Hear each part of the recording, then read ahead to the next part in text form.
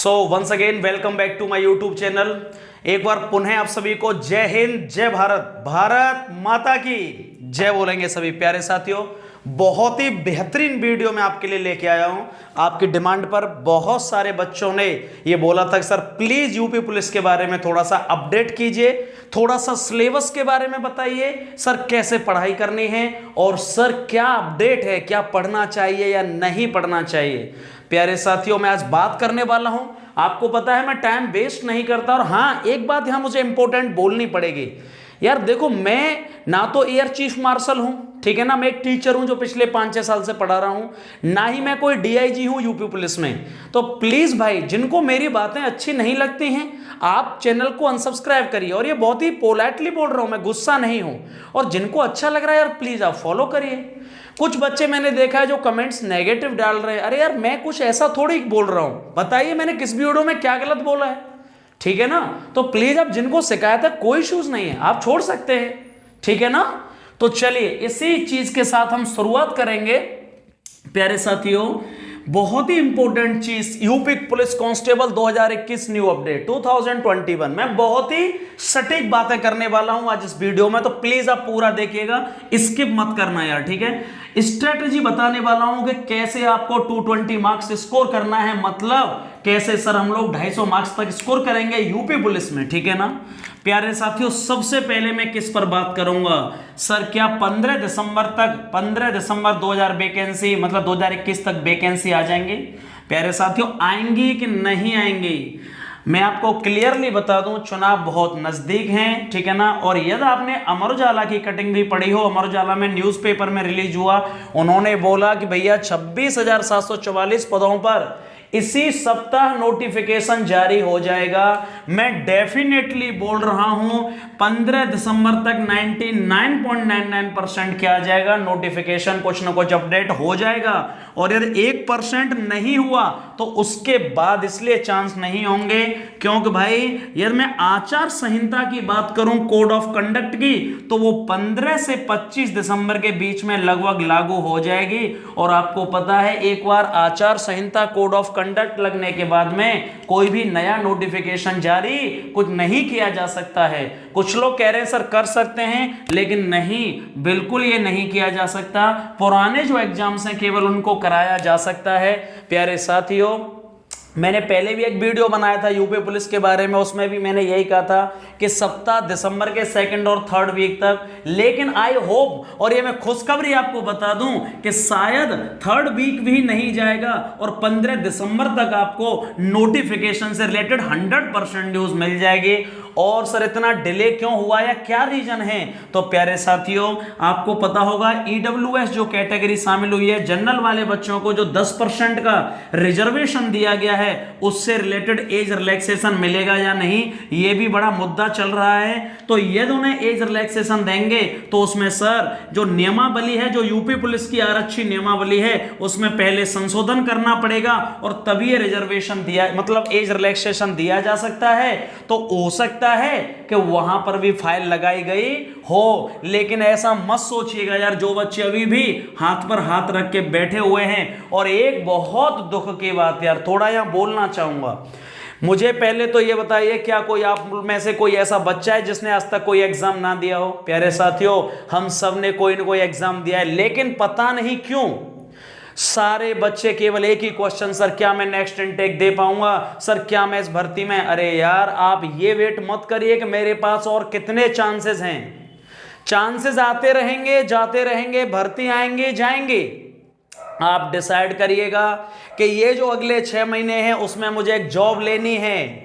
कोई आगे चांस है या नहीं है, इट डजंट मैटर, ठीक है ना। मुझे इस वाली भर्ती में सिलेक्शन चाहिए। कोई बहुत दुख की बात है कि आप अभी भी इस चीज के भरोसे बैठे हैं कि जब वैकेंसी आएंगे तब मैं तैयारी करूंगा। अरे इतना तो पता है ना कि ये चीज तो क्लियर हो गई ना। ये मोदी जी ने, योगी जी ने खुद बोला ना कि भाई वैकेंसी इतना सब करके ठीक है, तो फिर किस चीज का वेट कर रहे हो यार। फिर जब एग्जाम नोटिफिकेशन आएगा फिर कहोगे सर अब मैं तैयारी ठीक है अब सोचूंगा जब एग्जाम होगा। एग्जाम भी हो जाएगा, अगली बार फिर दोबारा से आओगे फिर कहोगे सर अब मैं किसके लिए एलिजिबल हूं। प्यारे साथियों प्लीज भाई मेरी बातों का बुरा मत मानिएगा, मेरे छोटे भाइयों की तरह मैं आपको कह रहा हूं कि यार लोग क्या कह रहे हैं, कौन दोस्त क्या कह रहा है, कहानी क्या चल रही है, कौन किसके यहां किसकी शादी चल रही है, अरे जिंदगी भर आता जाता रहेगा, कभी अपने बारे में भी सोचना है कि नहीं है? कब सोचोगे अपने बारे में मुझे ये बताइए।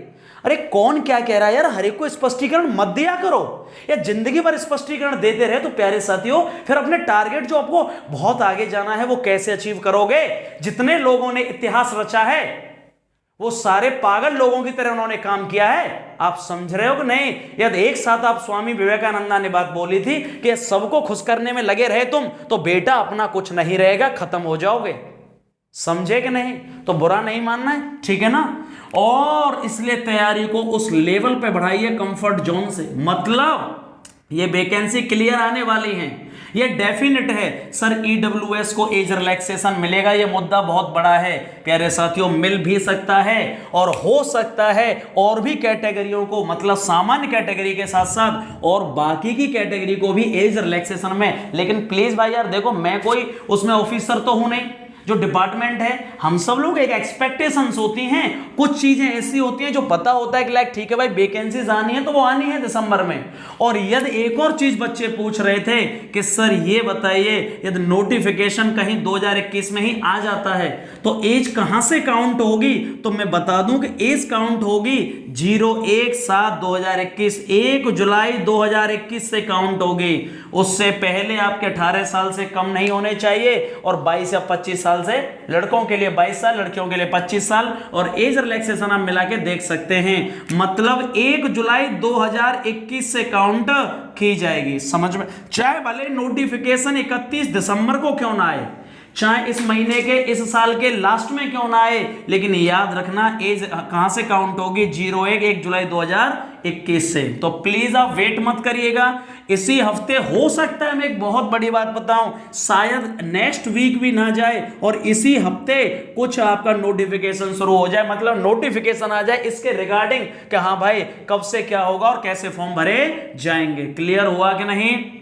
तो वेट मत करिएगा, ठीक है ना, प्रिपरेशन अपनी जारी रखें। नोटिफिकेशन सर 2021 में आएगा कि नहीं आएगा आप खुद सोचिएगा। यूपी में चुनाव है, इलेक्शन है, कौन सी ऐसी गवर्नमेंट चाहेगी? एक तो टेट का एग्जाम कैंसिल हो चुका है, बच्चे बहुत ज्यादा निराश हैं, टेट के एग्जाम में फर्जीवाड़ा हुआ और उसके बाद भी यदि इस वैकेंसी को नहीं देंगे तो आपको लगता है कि बच्चों में रोष नहीं आएगा? तो आप 99% ये मान लीजिए कि हाँ नोटिफिकेशन 2021 में ही आएगा, ठीक है ना। और सर एज काउंट मैंने बता दिया, और सर अपडेट क्या आएगा, हाँ नेक्स्ट वीक में ही एक बड़ा अपडेट आ सकता है इसके रिगार्डिंग, ठीक है ना, ये बहुत ज्यादा संभावना है, आप देख लीजिएगा, ठीक है ना। सर ये और बता दीजिएगा आचार संहिता कब से लागू होने के चांसेस हैं? 15 से 25 दिसंबर के शायद लग जाएगी आचार संहिता, कोड ऑफ कंडक्ट लग जाएगा, क्योंकि चुनाव नजदीक हैं इसलिए चांसेस बहुत ज्यादा हैं कि यहां तक लग जाए, इसलिए नोटिफिकेशन सर 15 और 20 लास्ट उससे पहले पक्का आ जाएगा। क्लियर हुआ कि नहीं हुआ? ये बात क्लियर हुई कि नहीं? तो प्लीज यार अपनी पढ़ाई जारी रखिएगा और केवल जारी मत रखिएगा यार, कंफर्ट जोन से बाहर निकलिए। मुझे पता है आपको बनावटी बातें लगेंगी, मुझे ये भी पता है कुछ तुम में से उल्टा सीधा भी बोलोगे कि सर सब यही कहते हैं, लेकिन आखिर कब तक ये सब चलता रहेगा यार? कब तक? 4 भर्तियां निकल गई ऐसे पहले भी यूपी पुलिस की, तब भी आप यही कर रहे थे कि सर क्या मेरे अटेम्प्ट है कि नहीं है। तो प्यारे भाइयों जागना पड़ेगा, और कुछ होने वाला नहीं है, और जिस चीज में इंटरेस्ट है, नहीं नौकरी लेनी है तो फिर क्या करना है वो डिसाइड करो यार, ठीक है ना। और सर ये बताइए, थोड़ा सा कुछ बच्चों ने पूछा था, मैं एक ही वीडियो में बता रहा हूं, 10 वीडियो नहीं बना रहा, टेंशन मत लीजिए। सर कैसे कैसे नंबर पढ़ने हैं? तो भाई ये ध्यान रखिएगा, मैं थोड़ा मोटा मोटा बता दूं, हिंदी के लगभग 37 क्वेश्चन आते हैं यूपी पुलिस में, रीजनिंग के 56 लगभग, मैथमेटिक्स के 18 से 19 क्वेश्चन, और सर जीएस के क्वेश्चन कितने आते हैं भैया? 38 क्वेश्चन, 38 क्वेश्चन। ये एक्यूरेट डेटा है, ऐसा नहीं कि बस मैंने बहुत इधर उधर है, एक्यूरेट डेटा है। तो सर ये बताइए फिर क्या सब्जेक्ट कौन से पढ़ने चाहिए और किस तरह पढ़ने चाहिए। प्यारे साथियों, हिंदी, आप एक बात समझ लीजिए, बहुत सारे बच्चों ने कमेंट में ये बोला था कि सर जीएस का कुछ अता पता नहीं होता है, मतलब सर एसएससी जीडी में जीएस का लेवल बहुत आ गया, पता ही नहीं कहां से आई। सर इससे पहले जो उसकी भर्ती हुई थी, वन विभाग में जो भर्ती हुई थी सर, कांस्टेबल होंगे, ठीक है ना सर, उसमें पता नहीं कहां से आ गई थी जीएस। तो मेरा कहने का मतलब है कि यार आप एक हिंदी, एक रीजनिंग और एक मैथ, मतलब कोई 4 में से आप 3 सब्जेक्ट तो कर सकते हैं ना।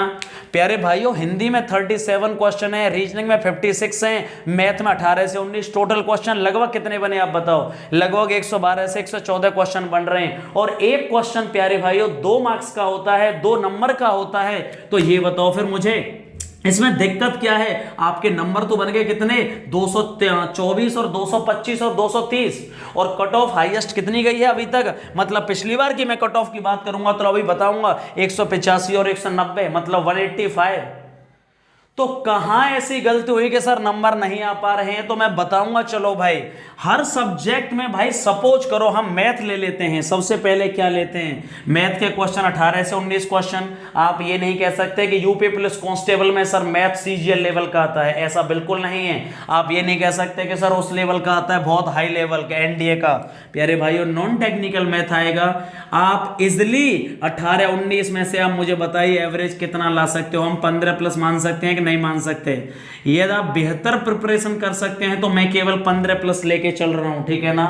उसके बाद ये चलते हैं हर सब्जेक्ट में कितना स्कोर है। रीजनिंग बहुत इंपॉर्टेंट भूमिका निभाएगा, 56 क्वेश्चन।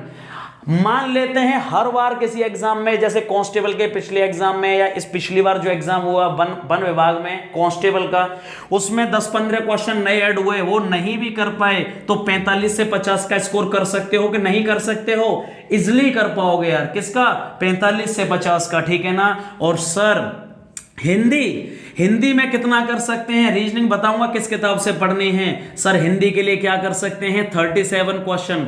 अरे यार मोटा मोटा हम लोग मान लेते हैं कि आप टारगेट लेके चलिए कि यार 30 क्वेश्चन करने ही हैं।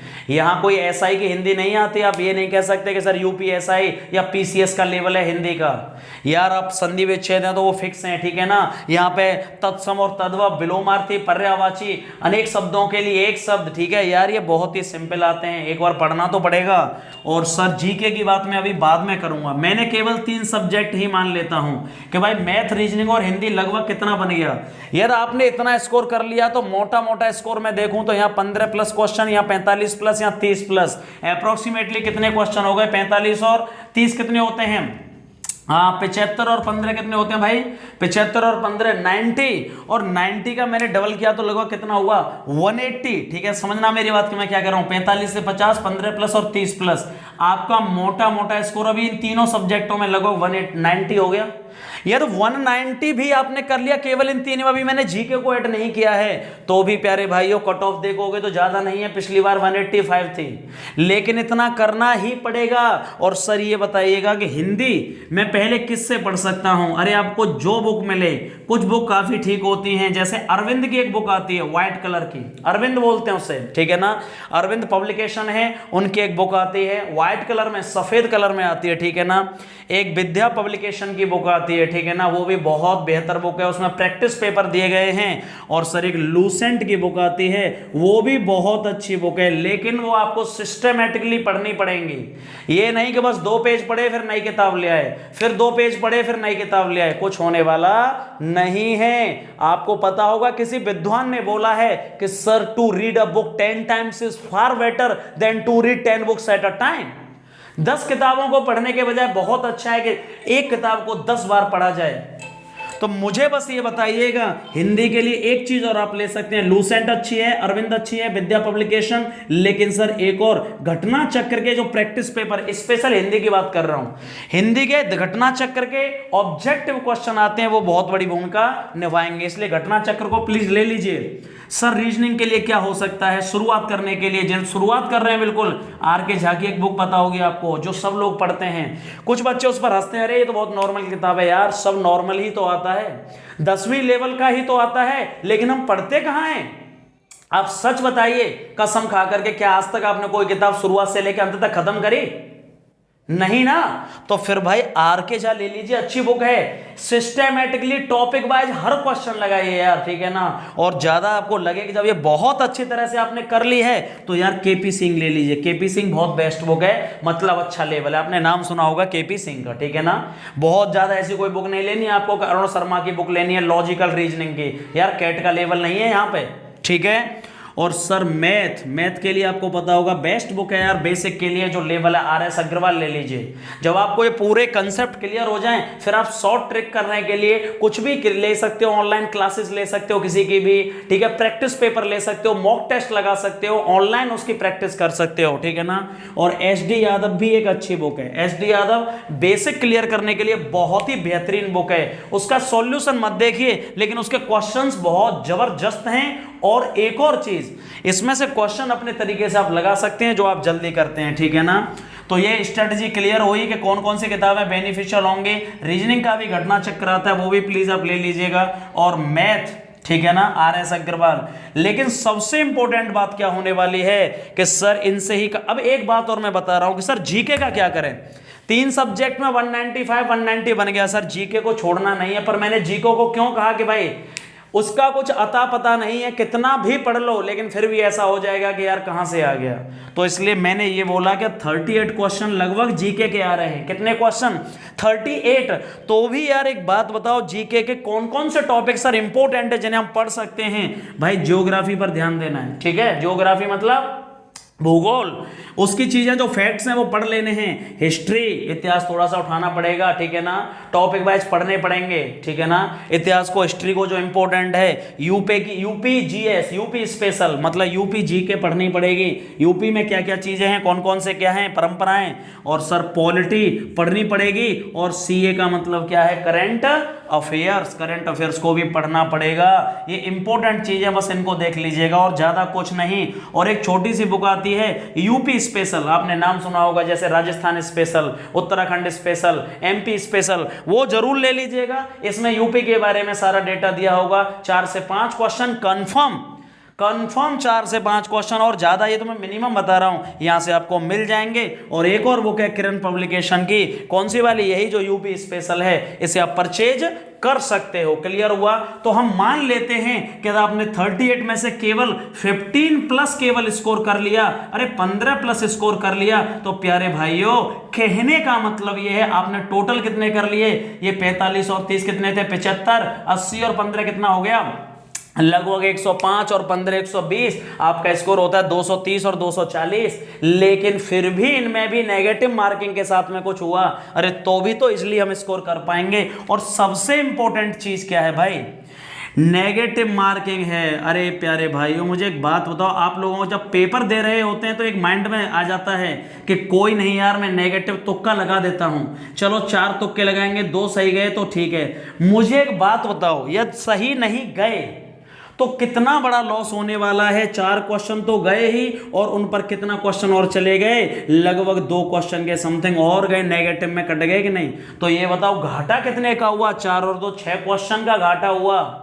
लेकिन मिला तो कुछ नहीं ना। आपने मन में ऐसा सोच लिया कि 4 में से 2 भी सही हो गए तो शायद बढ़िया रहेगा, ऐसा होता नहीं है। जब आप 100 तुक्के लगाओगे तब जाके आपके 25 क्वेश्चन सही होते हैं, और वो भी 1/4 की नेगेटिव में बराबर हो जाता है 0 के। एक मैं प्रोबेबिलिटी बता रहा हूं आपको, संभावना लगा के देख लेना। तो भाई प्लीज नेगेटिव मार्किंग क्वेश्चन गलत मत करना यार, ये बहुत इंपॉर्टेंट चीज बता रहा हूं मैं। नेगेटिव मार्किंग में जब नहीं आइडिया तो तुक्का मत मारना यार, ठीक है। और सबसे मोस्ट इंपॉर्टेंट चीज क्या है? जब भी आप सारी चीजें पढ़ रहे हो तो उसके साथ पर डे आपको क्या करना पड़ेगा?